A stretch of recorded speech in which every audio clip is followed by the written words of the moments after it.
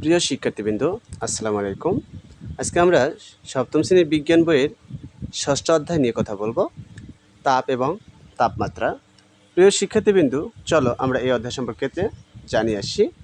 তাপ এবং তাপমাত্রা অধ্যায়ে আমরা যা যা শিখতে পারবো: তাপ ও তাপমাত্রার স্কেল, তাপ সঞ্চালন, আপেক্ষিক তাপ, তাপের প্রবাহ, পদার্থের অবস্থার পরিবর্তনে তাপের প্রভাব, তাপ পদার্থের প্রসারণ সম্পর্কিত আমরা এই অধ্যায় হতে জানতে পারবো। চলো আমরা আগে তাপ সম্পর্কিত জেনে আসি।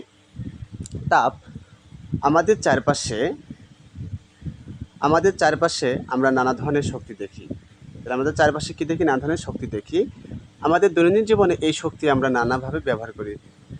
তাপ ঠিক সেই রকম একটি শক্তি আমাদের জীবনে, আমরা সবাই এই শক্তির সঙ্গে পরিচিত এবং কোথাও না কোথাও ব্যবহার করেছি। আসলেই তাপটা হচ্ছে আমাদের শরীরে যা গরম এবং ঠান্ডার অনুভূতি যোগায়, এবং আমরা কিন্তু তাপ অনেক সময় গরম অনুভূতি করতে থাকি। যদি সূর্যের তাপ প্রখরভাবে হয় তখন সেক্ষেত্রে আমরা বুঝি যে আমাদের শরীরে গরম লাগতেছে।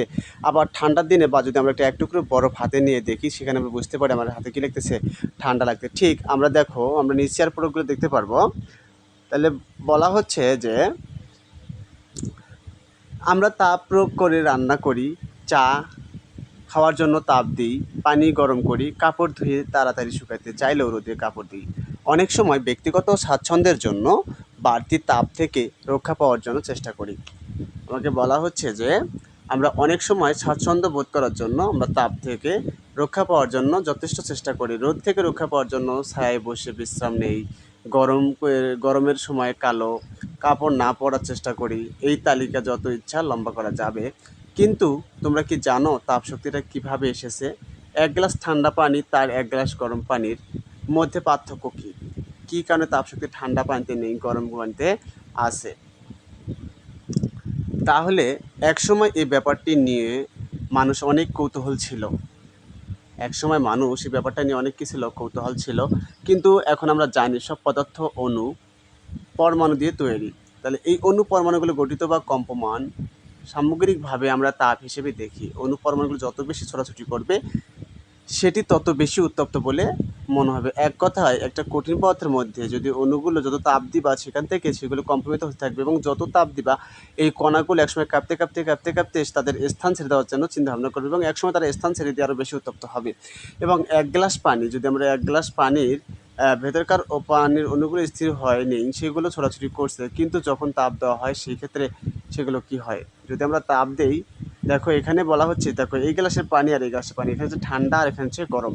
দেখো পানি ছোটাছুটি অনেক, আমরা দেখতেছি যে পানি ছোটাছুটি অনেক বেশি বেড়ে যায়। যদি বেশি তাপ দেওয়া হয় তখন কোনো না কোনো পানির অণুর গতিবেগ এত বেড়ে যেতে পারে যে সেটি তাদের অণুর গতিবেগটা এত বেড়ে যাবে যে পানি থেকে মুক্ত হয়ে বের হয়ে যেতে পারে।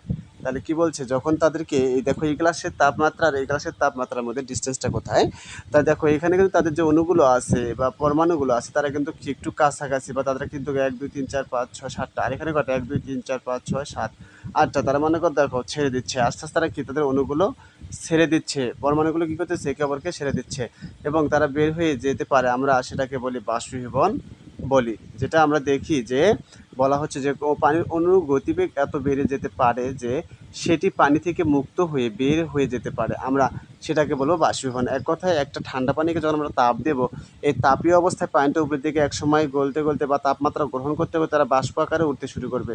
এই যে প্রক্রিয়াটা, এই প্রক্রিয়াটা হচ্ছে বাষ্পীভবন।